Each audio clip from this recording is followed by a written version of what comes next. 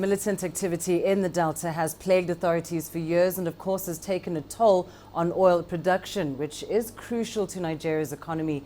Here's more now from CCTV's Clementine Logan. The Niger Delta covers around 8% of Nigeria's landmass. It's the largest wetlands region in Africa. Now, the rush to drill oil began in the 1950s, helping boost Nigeria's economy.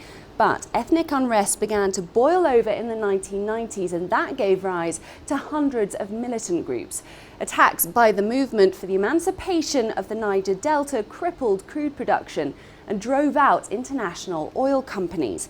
A 2009 amnesty, though, saw a decline in attacks. But in recent months, the activities of a new militant group have been a cause for concern. The Niger Delta Avengers began staging attacks in January. Among those claimed by the group, an explosion at a state-owned oil pipeline in June. And earlier this month, the group also said it blew up a Chevron-owned well and 2 crude oil trunk lines belonging to the Nigerian National Petroleum Corporation.